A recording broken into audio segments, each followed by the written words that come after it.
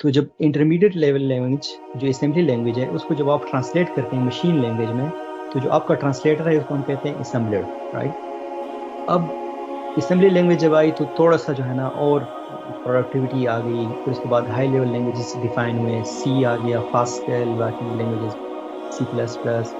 तो अब इन लैंग्वेजेस में ये बन गया। अब क्या होता है कि हाई लेवल लैंग्वेजेस में ये जब इधर से ट्रांसलेट होता है लो लेवल लैंग्वेजेस में, तो उसको जो ट्रांसलेटर चाहिए होता है उसको हम कहते हैं कंपाइलर, राइट। अब इंटरप्रेटर, हम कहते हैं पाइथन जो है ना वो इंटरप्रेटर बेस्ड लैंग्वेज है।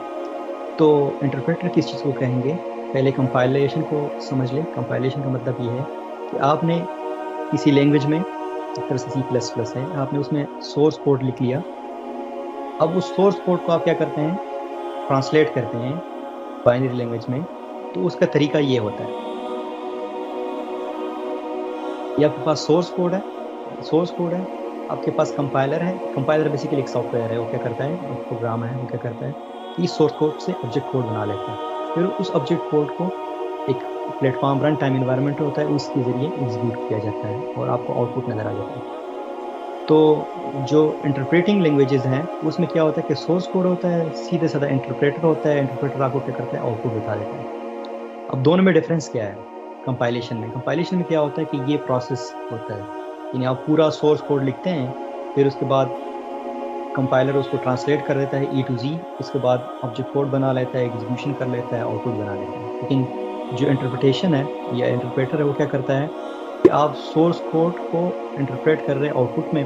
तो लेट्स सी, कंपाइलेशन की केस में पहले एग्जांपल ले लें, 100 लाइंस ऑफ कोड है, right. 100 lines of source code है जिधर सी प्लस प्लस है। तो अब कंपाइलर क्या करेगा, उसका ऑब्जेक्ट कोड बनाएगा, फिर उसके बाद एग्जीक्यूटर के जरिए उसको एग्जीक्यूट करेगा, एक रन टाइम इन्वायरमेंट होगा उसके जरिए एग्जीक्यूट करेगा। लेकिन जो इंटरप्रेटर है वो क्या करता है, ये जो 100 लाइंस ऑफ सोर्स कोड आपने लिखे वो लाइन बाय लाइन क्या करता है, ट्रांसलेट करता है। पूरे 100 लाइंस के लिए वेट नहीं करते, वन लाइन एग्जीक्यूट हो जाता है, उसके बाद उसका आपको रिजल्ट्स मिल जाता है, फिर उसके बाद नेक्स्ट लाइन। तो होप ये जो अंडर ग्रेड्स लोग हैं ये उनको ये एक्सप्लेनेशन इनफ होगी कि इंटरप्रिटेशन और इसमें डिफरेंस क्या है, इंटरप्रेटर और इसमें डिफरेंस क्या है। तो हाई लेवल लैंग्वेजेस में हमारे पास अभी सी प्लस प्लस के बाद जावा, बाकी लैंग्वेजेस है, लेकिन हमारा जो इंटरेस्ट है वो पाइथन है। लेकिन Python is not a compilation language, वो क्या करता है, इंटरप्रिटेशन करता है।